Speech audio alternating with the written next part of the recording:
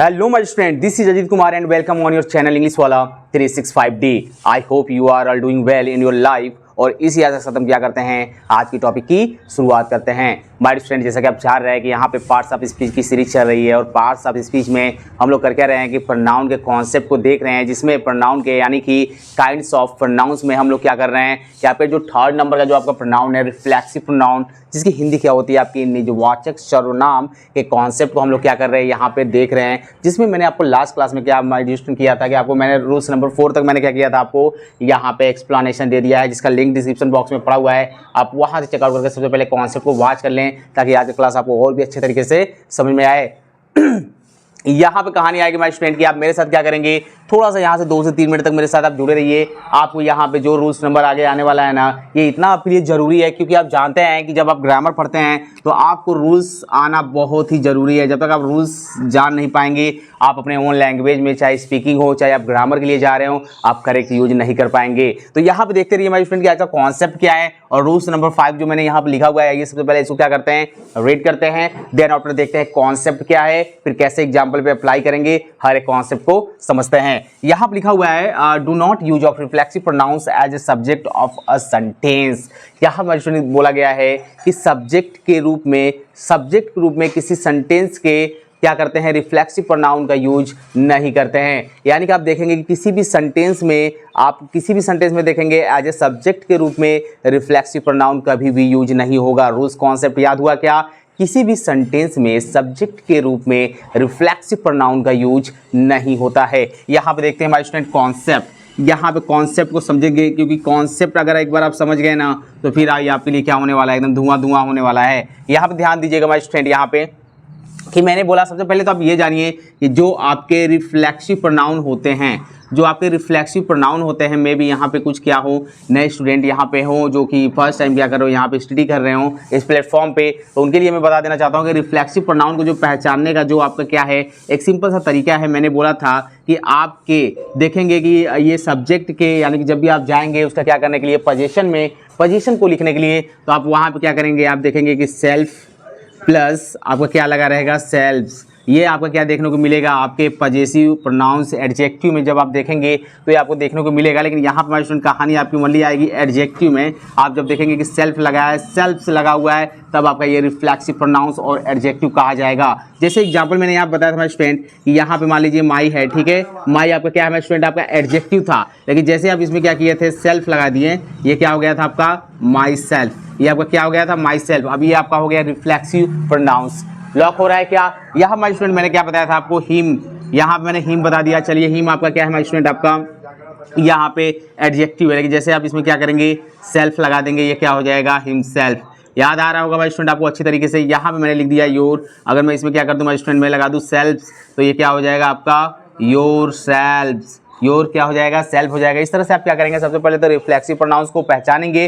अब आप देखिएगा कि जिस यहाँ पे सब्जेक्ट यानी कि सब नॉमिनेटिव केस के पोजीशन की बात करने के लिए जाएंगे और वहाँ पर रिफ्लेक्सिव प्रोनाउन आपको जितने भी देखने को मिलेंगे, यानी कि वो कौन कौन से हमारे स्टूडेंट, यहाँ तो मैंने 3 तो लिख ही दिया है, बाकी मैं थोड़ा सा यहाँ फास्ट लिख रहा हूँ। आप क्या करेंगे, यहाँ पे ध्यान से यहाँ पे थोड़ा सा आप इसको लिख लेंगे, हो जाएगा हर सेल्फ आपका हो जाएगा यहाँ पे हमारे स्टूडेंट। और आपका क्या हो जाएगा, यहाँ पे इट सेल्फ हो जाएगा, एंड यहाँ पे आपका क्या हो जाएगा, देम सेल्फ हो जाएगा, एटसेट्रा। ये सभी माय स्टूडेंट आपके क्या है, रिफ्लेक्सिव प्रोनाउंस है। और जब बात की जाएगी कि ये सभी जितने भी रिफ्लेक्सिव प्रोनाउंस है, जब आप किसी सेंटेंस में जाएंगे तो सेंटेंस में सब्जेक्ट के रूप में यूज नहीं होगा। यही आपका फर्स्ट रूल्स है। यानी कि रूल्स नंबर 5 क्या कहता है, ये जितने भी आपके रिफ्लेक्सिव प्रोनाउन है, ये देखने को मिला, ये देखने को मिला, ये देखने को मिला, ये जहाँ तक मैंने लिखा है, ये किसी भी सेंटेंस में सब्जेक्ट के रूप में यूज नहीं होता है। यही कॉन्सेप्ट है। अगर आपका सब्जेक्ट के रूप में यूज हुआ है तो आप वही पे क्या करेंगे, एरर फाइंड करेंगे। यहाँ पे लिखा हुआ है एग्जाम्पल में, माई सेल्फ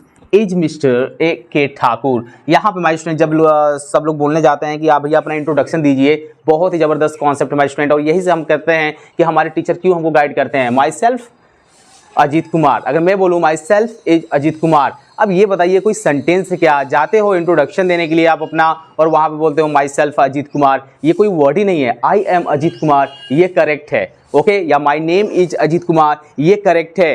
माई सेल्फ कभी कुछ होता ही नहीं है। माई सेल्फ ऐसा कोई एज ए सब्जेक्ट रूप में कभी यूज करते नहीं है। यही वाला कॉन्सेप्ट है जो कभी कभी स्पीकिंग में क्या करते हैं, वहाँ पे आप लोग यूज करते हैं, जो कि क्या है, ग्रामेटिकल रूप से पूरा का पूरा रॉन्ग है। और कॉन्सेप्ट आपको क्या सिखाता है कि आप कभी भी पॉजेसिव यानी कि यहाँ पे रिफ्लेक्सिव प्रोनाउंस जो आपके हैं, आप कभी भी इनका एज ए सब्जेक्ट रूप में यूज नहीं करेंगे। अब यहाँ पे माई सेल्फ है तो यहाँ पे एज आपका क्या यूज हुआ है, एज ए सब्जेक्ट यूज हुआ है ना। आप आगे देखिए यहाँ पे इज लगा हुआ है क्योंकि यहाँ पे मिस्टर क्या है, एके हैं ठाकुर, ठीक है। माई सेल्फ मिस्टर एके ठाकुर, ये कोई सेंटेंस नहीं है माय फ्रेंड, ये रॉन्ग करेंगे। क्यों रॉन्ग करेंगे, क्योंकि एज ए सब्जेक्ट रूप में यहाँ पे क्या लगा हुआ है, आपका रिफ्लेक्सिव प्रोनाउन का यूज हुआ है। लेकिन आपका रूल्स क्या कहता है, do not use of reflexive pronouns as a subject of a sentence. तो यहाँ पे करेक्ट क्या होगा सर, उसको करिए करेक्ट, देख लीजिए माय फ्रेंड। यहाँ पे होगा आई एम, यहाँ पे आपका क्या होगा, मिस्टर ए के ठाकुर, मिस्टर ए के ठाकुर, ये करेक्ट होगा। आप भी कभी भी जाएंगे यूज करने के लिए तो अपना नाम बोलेंगे, ठीक है। आई एम जो भी नाम होगा, ठीक है, आई एम जो भी नाम होगा, माई सेल्फ कभी नहीं लगाएंगे आज से।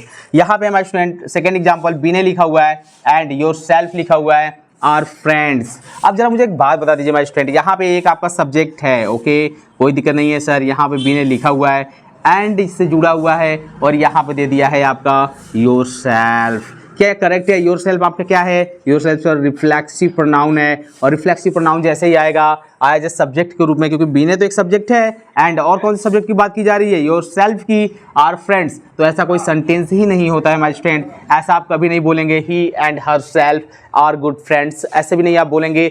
हमेशा क्या करेंगे माय स्टूडेंट कि आप प्रोनाउन का यूज करने के लिए जाएंगे, हमेशा प्रोनाउन का यूज करने के लिए जाएंगे जब आपका एक सब्जेक्ट कोई नेम हो, एक सब्जेक्ट कोई नेम हो एंड आप चाहे तो फिर उसके बाद भी नेम ले सकते हैं, नहीं तो आप क्या कर सकते हैं, यहाँ पे कोई प्रोनाउन यूज कर सकते हैं माय स्टूडेंट, लेकिन आप रिफ्लेक्सिव प्रोनाउन यूज कभी नहीं करेंगे। यहाँ पे आपका क्या हो जाएगा, करेक्ट वे में आपका हो जाएगा बी ने एंड यहाँ पे आप लिखिए माय स्टूडेंट, यू लिख दीजिए, बेटर रहेगा आपके लिए, are friends, are friends are good friends, ये सेंटेंस आपका करेक्ट है। चलिए इसे जल्दी से यहाँ पे आप अपने कॉपी पे क्या करिए, नोट्स करिए। इस फर्स्ट रूल्स को, बहुत ही जबरदस्त रूल्स है माय स्टूडेंट, क्योंकि अगर ये आप समझ गए तो इजी है, ज़्यादा इसमें टफ नहीं है। आप नोट्स बनाइए, आपका प्रॉपर नोट्स रेडी हो यहाँ पे, और अच्छे से क्या करिए, रिवाइज करिए। आइए चलते हैं और देखते हैं कि हमारा रूल्स नंबर 6 क्या है, उसका कॉन्सेप्ट क्या है, कैसे समझेंगे।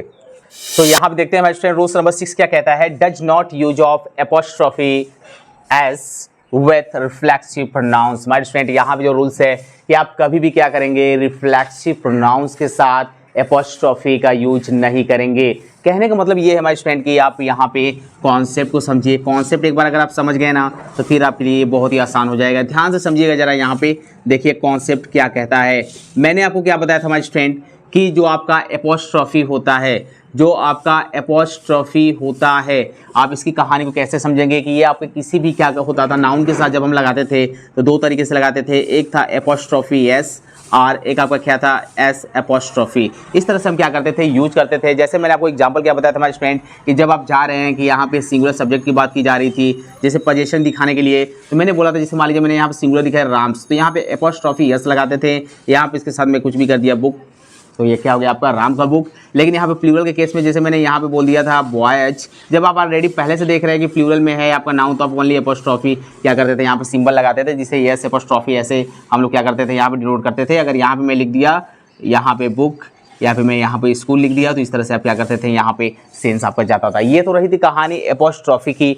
अब कहानी ये आती है कि भाई ठीक है, यहाँ पे आपका एपोस्ट्रोफी यस है, यस एपोस्ट्रोफी है, अब इसका क्या करेंगे, रिफ्लेक्सिव प्रोनाउन के साथ यूज नहीं होता है। तो रिफ्लेक्सिव प्रोनाउन के साथ यूज नहीं होता है, तो आपको जितने भी रिफ्लेक्सिव प्रोनाउंस है अभी मैंने बताया, आप इसे जल्दी से फटाफट क्या करिए, अपने माइंड में यहाँ पे लॉक कर लीजिए। वैसे मैं यहाँ पे लिख दे रहा हूँ, चलिए मैंने यहाँ पे लिख दिया माई सेल्फ, यहाँ पे मैंने लिख दिया माई सेल्फ, यहाँ पे मैंने लिख दिया हिम सेल्फ, यहाँ पे मैंने लिख दिया हर सेल्फ। हर एक कॉन्सेप्ट के आगे आप क्या करिए भाई स्टूडेंट, अपने नोट्स को प्रॉपर तरीके से क्या करिए, बनाते चलिए। अब कहानी यहाँ पे आएगी कि ठीक है, रिफ्लेक्सिव प्रोनाउंस मैंने लिख दिया my self, him self, her self. अब क्या करेंगे आप इनके साथ एपोस्ट्रोफी, यानी कि आप देख रहे हैं एपोस्ट्रोफी यस, यस एपोस्ट्रोफी का यूज नहीं करेंगे, भूल कर भी नहीं करेंगे माय स्टूडेंट। अगर आपने किया तो गलत होगा। अब यहाँ पे कहानी आई कि सर ये नोट में आपने क्या लिखा है, ये तो हमको समझ में आ गया, पजेसिव एडजेक्टिव प्लस ओन क्या होता है। सो माय स्टूडेंट कहानी यहाँ पे आएगी कि आपके जो पजेसिव एडजेक्टिव होते हैं, मैं यहाँ पे कॉन्सेप्ट को बता रहा हूँ, जो आपके पजेसिव क्या होते हैं माय स्टूडेंट, एडजेक्टिव होते हैं, इनके साथ आप क्या करेंगे, ओन का यूज होगा। इनके साथ ओन का यूज होगा पोजीशन के लिए। अब पजेसिव एडजेक्टिव कौन कौन से होते हैं हमारे स्टूडेंट, जरा ध्यान दीजिएगा। अगर आपका सब्जेक्ट ही रहेगा, मैं यहाँ पे सी लिख दिया, यहाँ पे मान लीजिए मैंने लिख दिया दे, मैं 3 लेके यहाँ पे एग्जांपल बता रहा हूँ, बाकी मैंने आपको 4 टेबल बनवाया हुआ है। आप क्या कर सकते हैं, वहाँ से आप रिवाइज करिए, बहुत ही आराम से आपने नोट्स बनाया होगा अच्छे तरीके से। जरा ध्यान दीजिएगा, यहाँ पे ही आपका सब्जेक्ट था, तो मैंने बोला था भैया इसका ऑब्जेक्टिव केस क्या होगा, तो आप बोले थे हिम होगा, सी का आपका हर होगा, दे का आपका देम होगा, और इन्हीं का मैंने बोला था कि पजेसिव एडजेक्टिव क्या होगा भाई, तो यहाँ पे हिम का क्या होता है, हिच होता है, हर का हर होता है, देम का क्या होता है, दियर होता है। ये आपका क्या है, पजेसिव एडजेक्टिव है। अब इनके बाद आप क्या कर सकते हैं, ओन का प्रयोग करेंगे, कहानी खत्म। अब क्या करेंगे, इनके बाद ओन का यूज करेंगे, बस इतना ही कॉन्सेप्ट है। समझ में आया कि नहीं, यानी नहीं आया सर, एग्जांपल बताइए। तो यहाँ पर स्टूडेंट कहानी आएगी कि जो पजेसिव एडजेक्टिव प्लस ओन का यूज होगा, और कभी भी आप क्या करेंगे, एपोस्ट्रोफी का यूज नहीं करेंगे रिफ्लेक्सिव प्रोनाउन के साथ। जैसे मैं बोलूंगा my student I have, example में लेता हूँ यहाँ पे, I have painted my selfs room. यहाँ पे मैंने लिखा है कि एग्जाम्पल, यहाँ पे I have painted my selfs room. मुझे बताइए हमारे स्टूडेंट यहाँ पे क्या सेंटेंस ये करेक्ट है, मुझे आप बताइए क्या सेंटेंस करेक्ट है, आपको क्या लग रहा है, जल्दी से कमेंट बॉक्स में यहाँ पे रिप्लाई दीजिए फटाफट। यहाँ पे जितने भी स्टूडेंट है, अगर वो वास्तव में पढ़ रहे हैं तो रिप्लाई दीजिए पहले, या मैं थोड़ा सा क्या लूँगा, समय लूँगा। आप जल्दी से आप क्या करिए, रिप्लाई दीजिए कि यहाँ पे क्या सेंटेंस सही है। नहीं माय स्टूडेंट, यहाँ पे आपका ये सेंटेंस सही नहीं है, ये क्या है आपका रॉन्ग है। क्यों रॉन्ग है, क्योंकि आप देख रहे हैं कि सेंटेंस में जो आपका यहाँ पे रिफ्लेक्सिव प्रोनाउन कहाँ पे दिख रहा है, ये दिख रहा है ना। तो रिफ्लेक्सिव प्रोनाउन आपका जो यूज हुआ है, रिफ्लेक्सिव प्रोनाउन जो आपका यूज हुआ है माय स्टूडेंट, उसमें क्या लगा हुआ है, एपोस्ट्रोफी एस का यूज हुआ है, आप यहाँ पे देख रहे हैं। तो सेंटेंस कभी भी किसी भी तरीके से करेक्ट नहीं होगा। करेक्ट कैसे होगा भाई स्टूडेंट, यहाँ पे जरा ध्यान दीजिए, मैंने क्या बोला था। अभी आप क्या करेंगे कि अगर आप एपोस्ट्रोफी का यूज नहीं करेंगे रिफ्लेक्सिव प्रोनाउन की जगह पे, तो आप पजेसिव एडजेक्टिव प्लस ओन का यूज करके आप सेंटेंस को करेक्ट करेंगे। यानी कि आप करेंगे क्या, यहाँ पे लिखेंगे आई हैव पेंटेड, यहाँ पे माई सेल्फ की जगह ओनली लिखिए माई। अब उसके बाद क्या करेंगे, आप ओन लगाइए, यहाँ पे आप क्या करेंगे, रूम लिखिए। ये आपका क्या हो जाएगा भाई स्टूडेंट, यहाँ पे सेंटेंस करेक्ट होगा। समझ में आ रहा है क्या। यहाँ भाई स्टूडेंट आप क्या करेंगे कि ध्यान से बस कॉन्सेप्ट को आप क्या करिए, बस यहाँ पे देखते रहिए, क्योंकि अगर आप देखेंगे नहीं, यहाँ पे देखिए भाई स्टूडेंट, जैसे यहाँ पे मैं लिख रहा हूँ ही शोल्ड, यहाँ पे मैंने लिख दिया हिमसेल्फ्स कार। मुझे जरा इसको करेक्ट करके आप दिखाइए जल्दी से, फटाफट इसको करेक्ट करिए हमारे स्टूडेंट। अगर ये करेक्ट कर पा रहे हैं तो ये आपके लिए बहुत ही क्या हो जाएगा, ईजी हो जाएगा, और आपकी प्रैक्टिस भी अच्छी खासी हो जाएगी। ये सेंटेंस तो रॉन्ग है, चलिए मैं पहले लिख दिया रॉन्ग है। ओके सर, आपने यहाँ पे हिमसेल्फ्स क्यों लिखा है, क्योंकि अभी तो आपने बताया कि किसी भी सेंटेंस में क्या होता है कि रिफ्लेक्सिव प्रोनाउन के साथ एपोस्ट्रोफी एस का यूज नहीं करते हैं। तो यहाँ पे आपने कैसे कर दिया, तो यहाँ पे हमारे स्टूडेंट यही पे आपका क्या है, एरर है।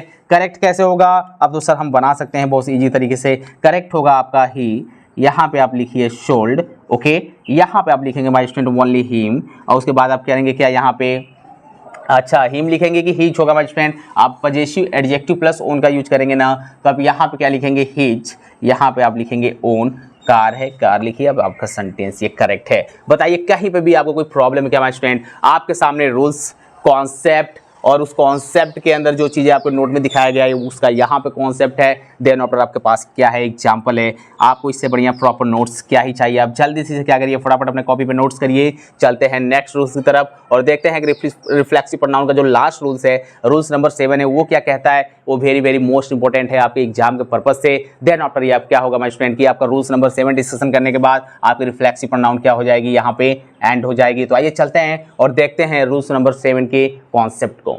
तो आइए देखते हैं माय स्टूडेंट यहाँ पे रूल्स नंबर 7 क्या कहता है कि इन अ सेंटेंस, अगर किसी सेंटेंस में क्या होता है माय स्टूडेंट, आपका वर्ब प्लस प्रीपोजिशन का यूज होगा।